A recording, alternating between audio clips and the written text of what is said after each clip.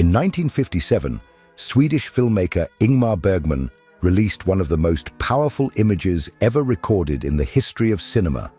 A medieval knight, freshly returned from the Crusades, plays chess with death on a desolate beach, while dark clouds herald the end of times. The game is not just for his physical life, but for answers. The knight wants to know if God exists, if there is meaning in pain, if death is truly the end. He believes that if he can delay checkmate, he might decipher the great enigmas of existence. It is a symbol that resonates deeply with the modern human condition. Since always, man has tried to negotiate with death, with fate, with reality itself. We try to solve life as if it were a mathematical equation, a logical problem that, once solved, would finally bring us peace. We live immersed in self-help books, personal development courses, philosophical systems, therapies, religions, and productivity techniques, all promising us the formula to eliminate uncertainty. But there is something profoundly tragic in this search. This is what the Danish philosopher Søren Kierkegaard spoke about in the 19th century. For him, life is not a problem to be solved, but a reality to be lived. The more one tries to dissect it, explain it, or control it through reason, the more it slips through one's fingers, like fine sand. Kierkegaard saw the human being as a being torn between two irreconcilable dimensions, finitude and infinitude. We are finite creatures, trapped in time, in flesh, in space, yet tormented by the desire to encompass the infinite, whether in terms of knowledge, purpose, or transcendence. This fundamental anguish drives us to create systems. Some seek in aesthetic hedonism the missing meaning, diving into momentary pleasures. Others embrace ethical life, trying to find stability in duty, in morality, in social conventions. And there are those who take refuge in religion, hoping for absolute answers that will silence, once and for all, the abyss of the unknown. Kierkegaard analyzed all of this in depth, showing how even our noblest constructions, philosophical, religious, scientific, can become sophisticated forms of existential procrastination. We are so busy trying to understand life that we forget to live it. And, like Bergman's knight, we remain seated at the table, moving pieces on the board, convinced that if we find the perfect strategy, we will defeat death. But Kierkegaard warns, there is no victory in this game. The true leap is not to win the game, but to abandon the board. It is to choose to live, despite the not knowing, to embrace the paradox, the mystery, the risk. Today's video dives exactly into this point. It will not bring magical formulas to solve life, but an invitation to stop being merely a spectator, analyst, planner, and to start truly living. Because, as Kierkegaard said, life is not a problem to be solved, but a reality to be experienced. And for those who feel that they are right now trapped in an endless game of chess against death, perhaps it is time to let go of the pieces and look at the sea. Since the dawn of philosophy, the human intellect has been celebrated as the supreme tool to conquer the world, decipher the mysteries of nature, and secure for man a privileged place in the cosmos. From ancient Greece to the Enlightenment, spanning centuries of science, logic, and rational critique, we have been taught to believe that thinking deeply, analyzing meticulously, and seeking logical coherence would be the way to attain truth, and consequently, freedom and happiness. But Søren Kierkegaard, writing in the first half of the 19th century, raises a disconcerting warning against this almost religious faith in the power of the intellect. For him, there is something profoundly tragic in the way we use reason to try to capture life in concepts, systems, and categories. He observed that the intellect, this tool that should serve to liberate us, often transforms into an invisible prison. The intellect, for Kierkegaard, functions like a sharp blade. It can open paths for us to understand the world, but it can also cut us deeply. The more we use reason to scrutinize every detail of existence, the further we drift away from the raw and vital pulse of immediate experience. We become trapped in a labyrinth of endless reflections, debating hypotheses, constructing and deconstructing philosophical systems, while real life, with its flavors, pains, encounters, and farewells, passes by outside, ignored. He writes in one of his most famous passages that the greatest danger of all, losing oneself, can happen very quietly in the world, as if it were nothing. The tragedy of the intellect is this: the individual can lose themselves in the exercise of understanding everything, without realizing that, in this effort, they abandon themselves. The knight in the seventh seal, whom we saw in the introduction, is the living portrait of this tragedy. He seeks absolute answers. He wants to know if God exists, if suffering has a purpose, if death is indeed the end. But while negotiating with death, he is absent from the present, unable to look into the eyes of the people he loves or to feel the sea breeze. His life becomes a chessboard of strategies. Kierkegaard identifies that, behind this intellectual effort, there is fear. Fear of chaos, fear of emptiness, fear of discovering that there are no definitive answers. The human being, he says, is a finite being tormented by the desire for the infinite. And this tension creates existential anguish. To anesthetize this anguish, we build intellectual castles, religions, theories, philosophies, dogmas. But these castles, although grand, are fragile in the face of the insurmountable mystery of life. And there is a subtle danger, the illusion of control. When we believe we have understood life, we feel a false sense of security. But in reality, we are merely watching life from the outside, as spectators. We live in the realm of abstractions, disconnected from the concreteness of experience. Reason, for Kierkegaard, should be the servant of life, not its master. When it takes the throne, it transforms existence into an unsolvable problem. The Danish philosopher was not against thought, far from it. He himself was a brilliant and profound thinker. But he warned that the intellect, when erected as an absolute sovereign, robs the spontaneity, passion, and risk necessary to live authentically. He denounces what he calls the spectator of one's own life, one who lives analyzing everything, planning every step, but never truly steps onto the stage. And here is the great turning point that Kierkegaard proposes. Perhaps life cannot be understood in all its breadth. Perhaps it can only be lived. And living implies uncertainty, contradiction, paradox. It implies feeling fear and nonetheless moving forward. But if we cannot resolve life through reason, what is left for us? How then do we deal with this anguish that devours us from within? Kierkegaard's answer begins to emerge when he invites us to look at the ways we try to solve life, staged in the three stages he so brilliantly described: the aesthetic, the ethical, and the religious. That is where we will go in the next part. If this content is making sense to you, click the subscribe button and subscribe to the channel. Thank you for your support. If there is something that makes Søren Kierkegaard an absolutely singular thinker, it is the way he mapped human existence into three stages or spheres, through which human beings desperately try to solve the enigma of life. These stages are not merely abstract philosophical categories, but deeply concrete ways of living, of positioning oneself in the face of anguish, freedom, and existential emptiness.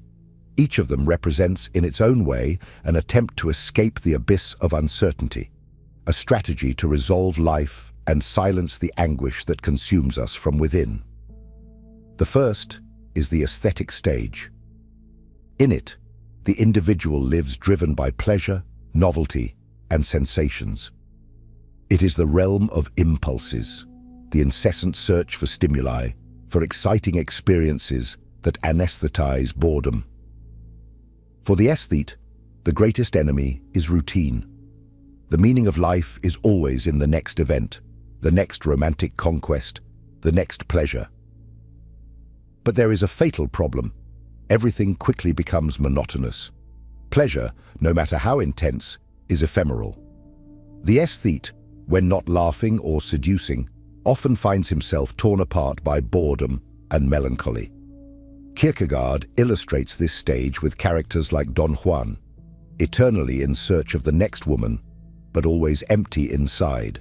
The aesthete is a fugitive from anguish, but ironically, he is also its prisoner.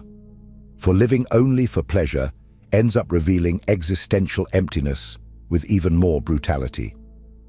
Frustrated with the superficiality of aesthetic life, many individuals move on to the ethical stage.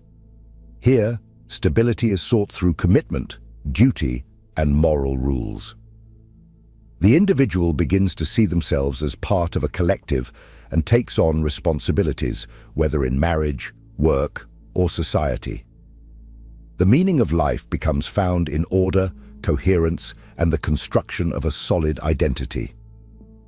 The ethical man wants to be predictable, reliable, someone who has values. He abandons the constant search for pleasures and begins to want to do the right thing. However, Kierkegaard shows that even this stage is often a subtle way of trying to control the uncertainty of existence. Morality, social conventions, and the sense of duty can become another system that, although nobler than the aesthetic, is still an attempt to resolve life, to avoid direct confrontation with the absurd and with one's own radical freedom. Ethical life offers security, but not necessarily meaning. And then there is the religious stage, the most mysterious and paradoxical.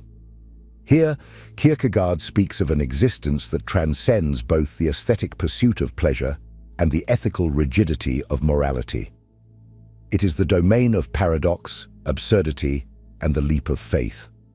Not necessarily a leap into an institutionalized religion, but an existential leap, where the individual accepts that there are dimensions of life that cannot be understood, only lived. Kierkegaard uses the supreme example of Abraham, willing to sacrifice Isaac in obedience to God, despite violating all ethical norms. He calls this the teleological suspension of the ethical.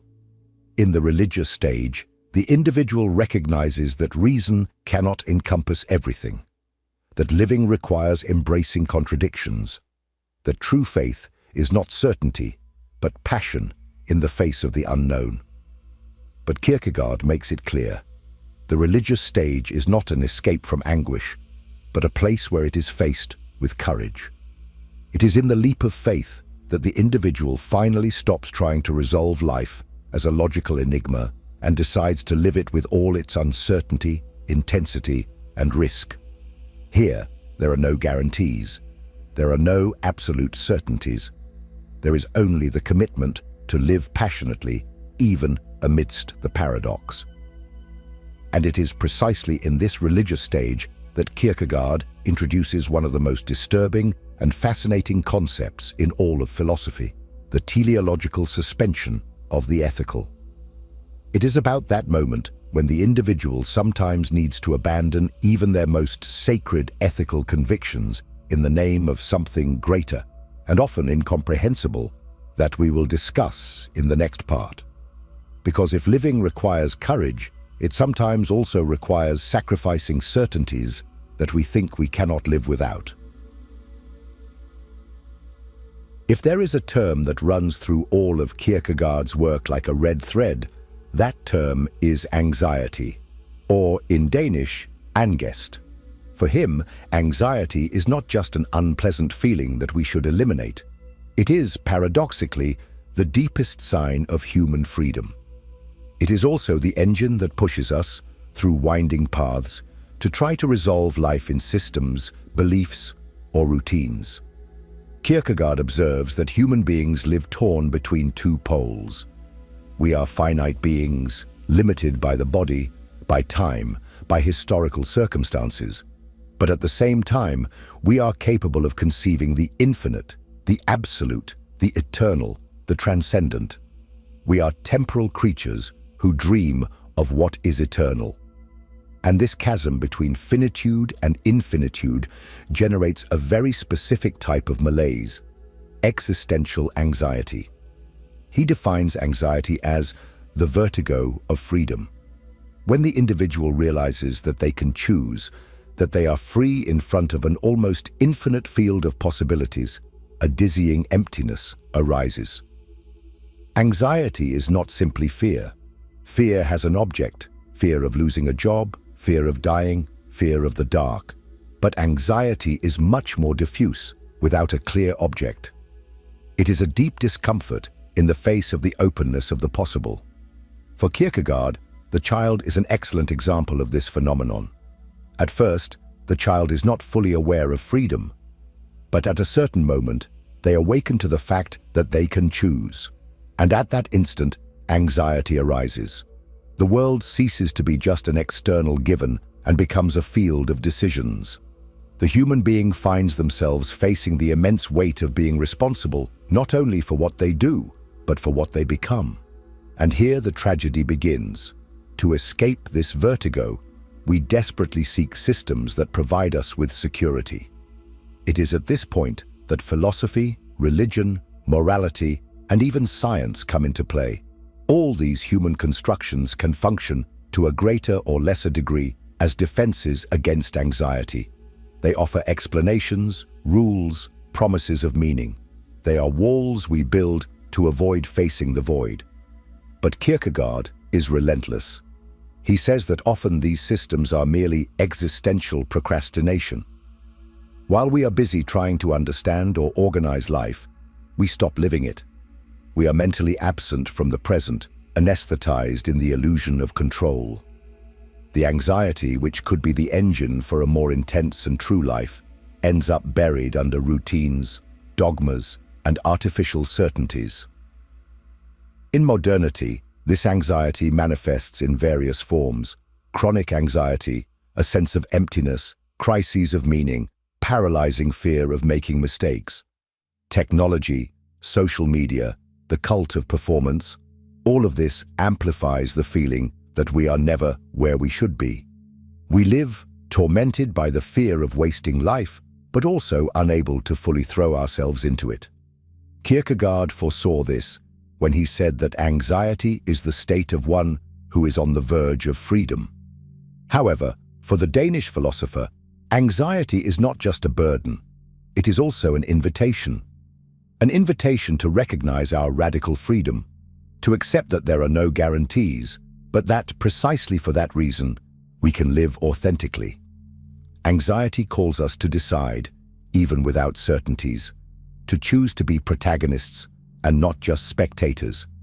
It is this anxiety that often leads us to desire certainties so absolute that we would be willing to sacrifice our most sacred principles in the name of something we believe to be greater. This is where one of the most intriguing and controversial concepts in Kierkegaard's philosophy comes in: the teleological suspension of the ethical. In the next part, we will delve into this fascinating concept. We will discover what leads a man to be willing to violate everything he considers right and good, not out of whim, but out of fidelity to something absolute. And we will understand why Kierkegaard uses the story of Abraham ready to sacrifice Isaac as the greatest example of this existential dilemma. For those hearing it for the first time, the expression teleological suspension of the ethical may sound like an academic enigma, distant from real life. But in Kierkegaard's philosophy, it is a key that unlocks one of the darkest, and at the same time, most liberating, doors of human experience. The word teleological comes from the Greek telos, which means end, purpose, or goal.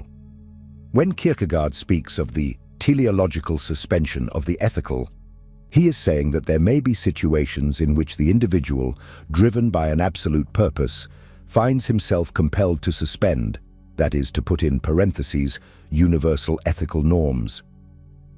It is not about disregarding ethics or living in an amoral way. Rather, it is about recognizing that there are experiences so profound, so radical, that they completely escape common ethical criteria. The most famous and the most disturbing example is that of Abraham, narrated in the Old Testament. God commands Abraham to sacrifice his son Isaac, the son of promise, the heir through whom Abraham would be the father of a great nation. Humanly, morally, ethically, such an order is absurd, monstrous. No morality could justify killing an innocent child. But Kierkegaard, in the book Fear and Trembling, insists that Abraham is neither a murderer nor a fanatic. He is the knight of faith. He suspends the ethical, not because he despises morality, but because he is obeying an absolute call, something that cannot be translated into ethical terms or understood by men.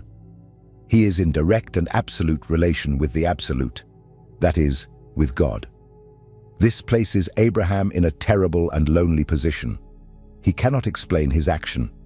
If he were to tell anyone, "I am going to kill my son because God commanded," he would be seen as mad or criminal. And indeed, if God did not exist, Abraham would be just that, a monster.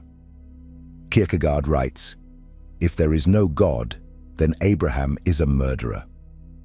But if there is God, Abraham is the greatest example of faith."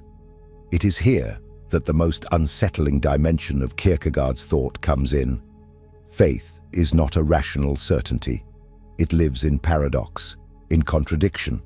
It demands from the individual extreme courage, the courage to act without guarantees, to face the abyss, to risk everything for something that no one else can see or understand. True faith, for Kierkegaard, is not cheap. It is always accompanied by fear and trembling. But Kierkegaard is not only talking about religion or biblical figures. The teleological suspension of the ethical is also a metaphor for human situations in which we are led to decisions for which there are no pre-established rules. These are limit moments in which we need to choose between following ethical duty or obeying something that we feel, deep down, to be our most intimate truth. It may be abandoning a marriage because one feels they are betraying their own essence. It may be denouncing an oppressive regime, even knowing that one will be betraying the current law. It may be choosing an artistic path against all family and social expectations. In each case, there is a sacrifice, and there is loneliness, because no one can validate from the outside whether that leap is legitimate or just madness. This is the crucial difference between the knight of faith and the criminal. The former does not seek personal advantage, does not act on a whim. He acts out of fidelity to something absolute, even without being able to prove or justify his actions. That is why Kierkegaard says that the knight of faith lives in an unsolvable paradox. He loves deeply what he is willing to sacrifice. Abraham loves Isaac more than anything, and yet he raises the knife to obey God. In that gesture, there is pain, there is anguish, but there is also freedom. A freedom that cannot be explained, only lived. But after all, if life cannot be resolved by reason, if even ethics can be suspended in the name of something greater, how then to live fully without going mad in the face of so many uncertainties? Is there any way to live fully without guarantees? It is precisely this question that leads us to the next part, where we will dive into Kierkegaard's most famous and most inspiring a concept, the leap of faith. Because perhaps the only way to live is to leap, even in the dark. If what you're hearing resonates with you, you'll find real value in my ebooks. Beyond the Shadow breaks down Jung's core ideas, while Dialogues with the Unconscious gives you a 30-day path to apply them in your life. Both are linked in the pinned comment. We have finally arrived at the most emblematic and perhaps most misunderstood concept in Søren Kierkegaard's philosophy, the leap of faith. Few terms have been used and distorted as much over the years. For many, jumping for faith has become synonymous with believing blindly in something, without thinking, without questioning, merely out of tradition or fear. But for Kierkegaard, the leap of faith is not that. It is not an invitation to pure irrationality, nor an escape from individual responsibility. On the contrary, it is the most radical expression of courage and freedom that a human being can achieve. The leap of faith arises from what we explored in the previous part: the recognition that there are insurmountable limits to reason. There comes a point where the intellect hits the wall of mystery. All explanations, systems, doctrines, and philosophies fail to account for the paradox that is life. And it is precisely there, at the limit of understanding, that the decisive choice arises. Either the individual takes refuge in the illusory security of manufactured certainties, or accepts to plunge into the unknown, trusting that there is meaning even when they cannot see it. For Kierkegaard, faith is not the denial of reason, but its complement where it can no longer advance. The leap is not made into absolute emptiness, but into a darkness where the individual still feels, viscerally, that something transcends their capacity for understanding. It is like someone trapped in a fire who needs to jump out of a window. There are no guarantees of survival, but staying put means certain death. The leap, therefore, is the desperate yet passionate bet that there is ground on the other side, even without proof. He writes in Fear and Trembling, "Faith begins precisely where thought ends." This is the drama of the leap. It only exists because there is uncertainty. If there were certainty, it would not be faith. It would be knowledge. True faith can only be born when everything around seems absurd, when logic screams that it makes no sense to continue. But the leap of faith is not only religious in the institutional or doctrinal sense. Kierkegaard speaks of faith as an existential stance. It is the decision to live fully, even knowing that life is paradoxical, fragile, and uncertain. It is to love deeply, knowing that love can bring pain. It is to commit to a cause, knowing that one may never see the result. It is to have children, write books, create art, start a business, move to a new city, even without knowing if everything will work out. Faith, in this sense, is the courage to exist, to participate in life rather than merely observe it. The leap of faith is the radical denial of the role of spectator.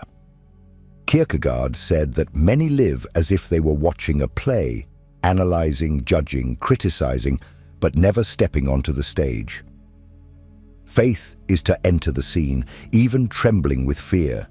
It is to take risks. It is to be willing to lose everything, because living fully requires risk. And perhaps this is the most beautiful point of Kierkegaard's thought. Faith does not eliminate anguish. It walks alongside it. The knight of faith is not someone without fear or doubts. It is someone who feels all of this intensely, yet still chooses to live.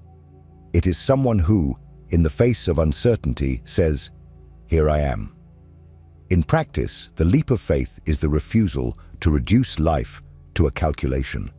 It is the decision to stop playing chess with death and instead dance with life.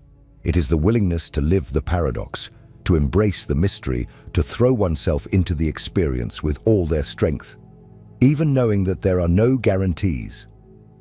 But if all of this is true, an inevitable question arises: is it really worth living this way? What do we gain when we stop trying to solve life and finally start living it? It is precisely this answer, powerful, provocative, and liberating, that we will explore in the conclusion of the video. Because Kierkegaard has something profound to tell us about where true wisdom lies, and about what it truly means to be alive.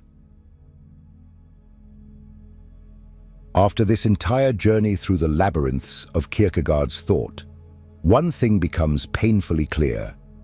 Life is not a puzzle that, once solved, offers us definitive peace.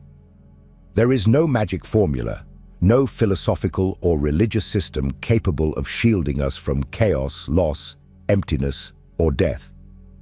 Life, Kierkegaard insists, is not a problem to be solved. It is a reality to be lived. This conclusion, for many, sounds almost like a condemnation. After all, wouldn't it be much more comfortable to have answers?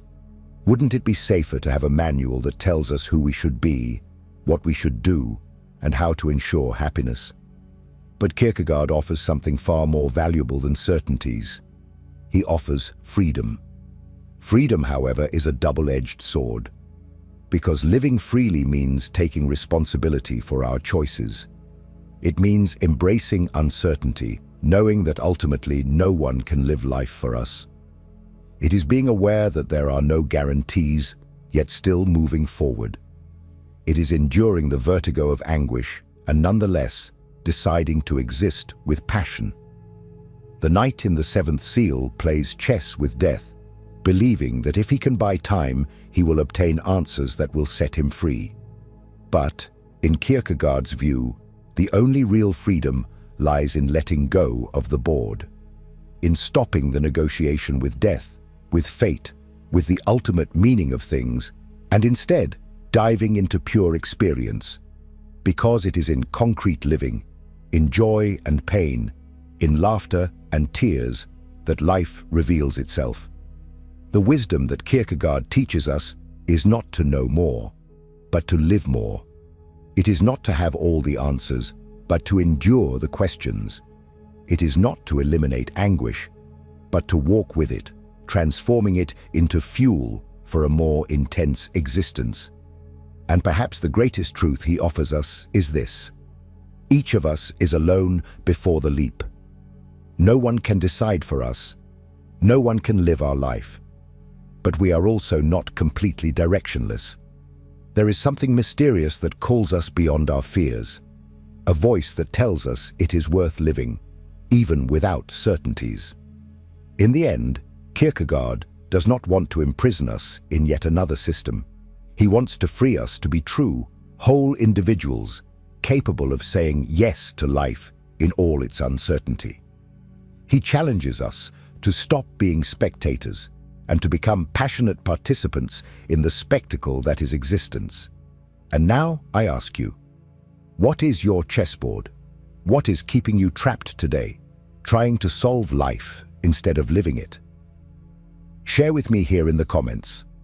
I want to know where you are in this journey and what is preventing you from taking the leap.